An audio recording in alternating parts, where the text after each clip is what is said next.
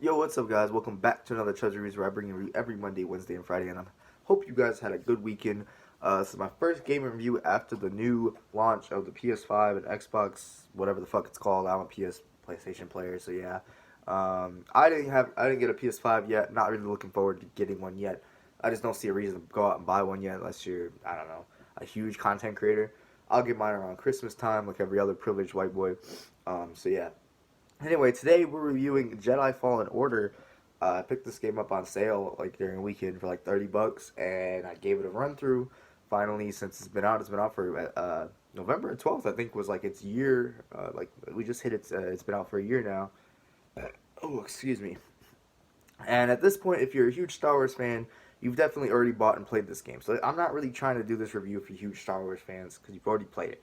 I'm doing this review for people like me that kind of like Star Wars, or at least, or you might not even like Star Wars at all, but you might want to play this game.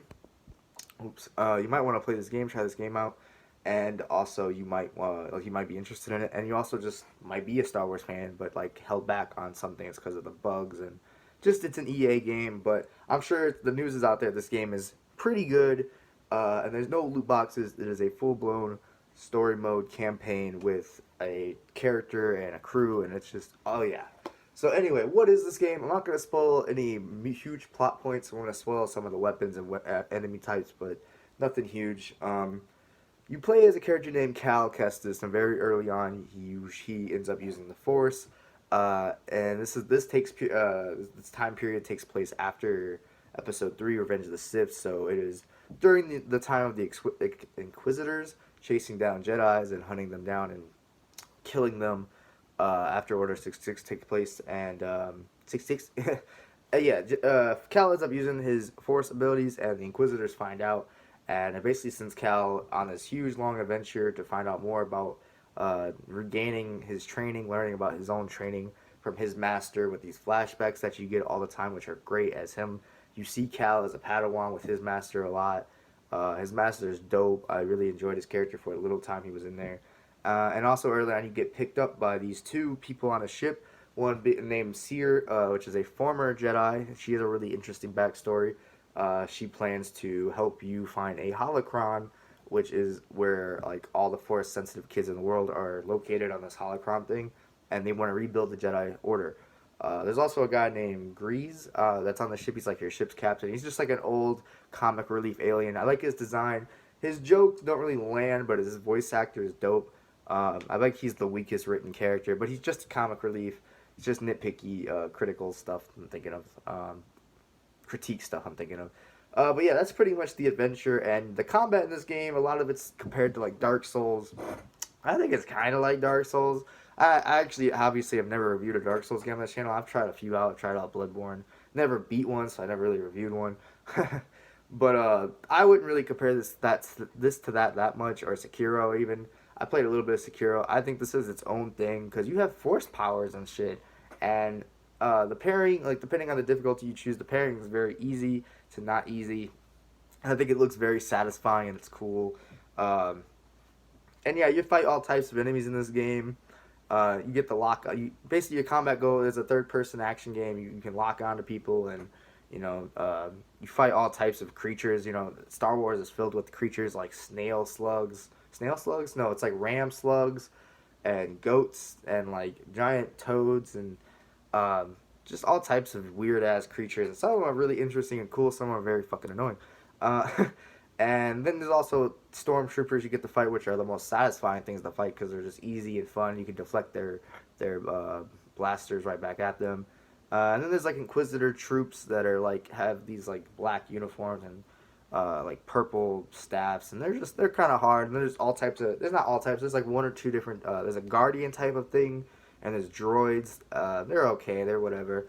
But the highlight of this game and the combat, I actually didn't love this game's combat. It's okay. It could be a little deeper. I feel like a lot of the skill points I used in the things and the moves, I didn't really have to use them, or did I use them? There's a lot there you can do, but like it doesn't matter if you don't have to do them to beat the game. It's just it's whatever. But I really like the upgrades that boosted like my health and what my stim provided whenever I used it, because you get like stims. You get this also this little robot. I forgot about BD1, my blood disciple. You meet this little robot early on, and he's kind of like your companion robot. Like every great Jedi has a fucking companion robot, and this one's really great as well. And he has his own little kind of backstory and his own sacrifice. Like everyone on this crew has sacrificed something to be here, to be a part of this crew. You even get a crew member way later in the game that I think is pretty cool. And yeah, but like I said, the highlight of this game's combat for me is the one-on-one lightsaber fights. You get like three of them that I would count. I mean, you get like five of them, but two of them I don't really count. You get like three of them, three or four, I think, and three that are very memorable to me. And I just loved it. The one on Dathomir was extremely challenging. They're not really extremely challenging. It only took me 3 tries on the final fight and on the one on Dathomir, but they were really intense. I was really focused. It's more rhythm based and just learning their abilities and when to block. It's not super challenging. This game, it's not that hard, especially if you play on just Jedi Knight, which is basically normal, which is what I did. And there's even a mode below that that's even easier. And there's 2 difficulties higher if you want an actually challenging experience. But even then, I don't think this game is as hard as any Souls game. It's definitely just its own combat mixed in with tons of Uncharted shit. This game is 100% more like Uncharted with the amount of climbing and puzzles. I love this game. I didn't love it. I liked it. I think it's good. But it had a lot of flaws to me. I enjoyed the first couple hours of the game. And then you get to this planet called Zepho. And I gotta take a moment here to talk about Zepho and how much I did not enjoy this planet. People, you watch every review and be like, oh, I like this game from start to finish. No, fuck Zepho. That planet had me in there for like 4 hours in this tomb, solving puzzle after puzzle. There's like 5 puzzles in there. Maybe I'm just stupid. Maybe I was just tired at the time. But no, I've talked to multiple people that didn't like this part. Just admit it. You don't like these fucking puzzles. I get old Jedi temples are cool and they're intricate and it had tons of lore and it's cool to see what the Jedi set up, but these puzzles are fucking just stupid, man. Some of them got, at least the Zepho ones. The Zepho ones got to me. And also the map on Zepho, like the map itself when you pull it up is really good, really cool. It's 3D, you can move it all around. It shows you where you can't go, can go, where you haven't gone, have gone. In a sense, it basically does. But it's a little, like, depending on the map, especially Zepho, there's like 4 different fucking levels of maps. And it's just, even with that great map design, it is difficult to get around on there at first. Kashyyyk almost has that problem, but not really unless you just follow the main story. If you try to explore on Kashyyyk or Zepho, I just wish you luck. But Dathomir, towards the end of the game, the last like 5 to 10 hours of the game, are really just tons of fun. It picked this game up so much for me. This game is only about 15 to 20 hours long, and I liked the first 2 hours. Didn't like my time that much for a while until I got to Dathomir, and I just loved everything on Dathomir. Dathomir was so fun. The story, the enemies, the world, the planet. Dathomir was dope. And then there was a lot of climbing still, a lot of Nathan Drake climbing shit and sliding down mountains. But it also brought along Nathan Drake's Uncharted's action set pieces. I mean, I guess God of War has set pieces and stuff like that too. But this game's set pieces are great. Even Kashyyyk's set pieces, with like you get ATSTs and stuff like that, and I think that's what they're called, the big giant ones, and just all types of messing with giant creatures and learning them and healing them, and interacting with giant monsters in certain planets are dope. The very ending set pieces are just chilling, or just, you get goosebumps.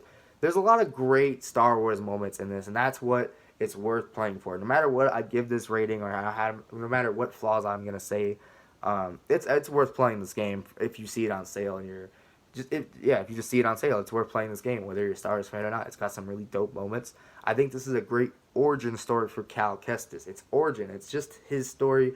They should carry over everything. They should carry over his moves.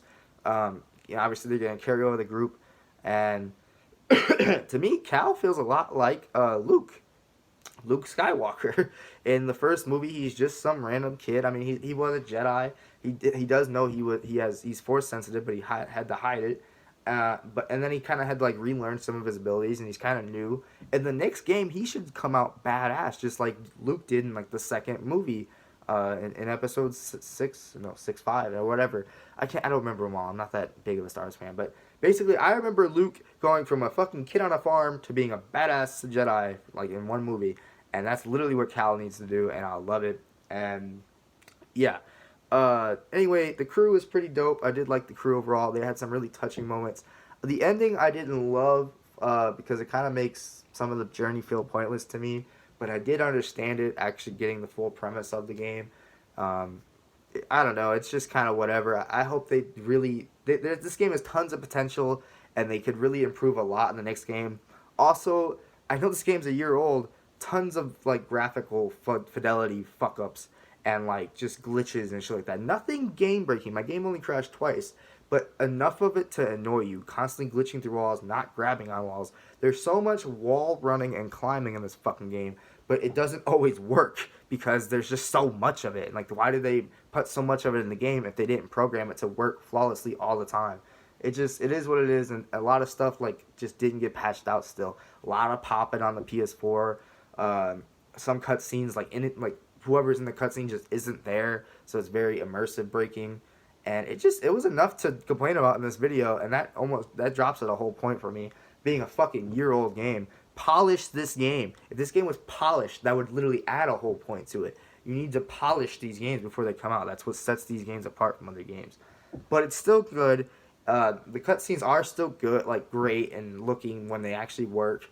Cal Kestis is voice acted and he looks great. His animations look good, except for if he's ever standing, like balancing on something and use a force ability, his arms like go weird. It just do it sometime. He looks wild. It's funny, and like a lot of funny glitches happen too. But just it was enough to annoy me, along with all the fucking puzzles that just took me out of the combat. That I didn't even love the combat all that much.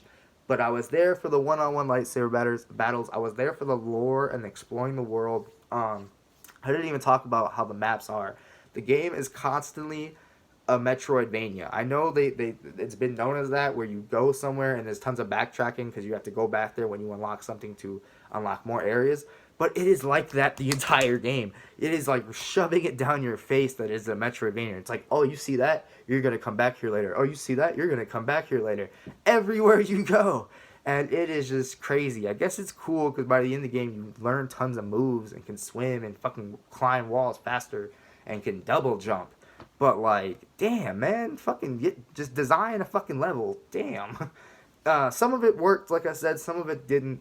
And overall, this game was just good to me. It was worth waiting the year, but they still didn't fix a lot of things. And this is just a great start. It has a great origin story. It's an okay to slightly above average game, but it's a very great Star Wars game. It just hits that Star Wars vibe, puts you in that world. Got tons of lore and collectibles, but some of these collectibles are hidden behind fucking puzzles, and then you try so hard to get to them, and it's just like a one-liner of lore. And it's just like, I worked so hard for one-liner lore. I don't know, that's just how I felt. A lot of little fucking nitpicks, but at the same time, they added up for me. I think you will have frustrations when you play this game, but the good outweighs the bad, just like in fucking the Star Wars universe. So yeah, for me, this game, final verdict is a 7 out of 10. It is probably the highest 7 out of 10 I can give, up there with like Sleeping Dogs and Horizon Zero Dawn. But I think the next one will be better, and I can easily will be able to give the next one a higher score. Polish it before it comes out, please, and just make sure this man has more badass moves. You know, he does get a double lightsaber. He does get 2 blades at once. But there's only like 1 or 2 moves with these blades, and like there's none in your skill tree for him. And like I said, some of your skill tree just didn't feel like it mattered. Make that shit matter in the next game. And by the end of it, Cal should go out heroically, and he should have an adventure that matters. I want Cal to have something that matters. This adventure, the reason it's canon is because it doesn't fucking matter. It just happened. I need him to have an impact somehow in the world that has already existed. Just do it for me, please. You have the crew. You have the young, inspiring, rebellious crew and kid that is very strong with the Force for his age. And it is just, I'm looking forward to it, okay? Thank you guys for watching this long-ass video. Like, comment, subscribe down below. And I'll see you guys in the next video. Peace out.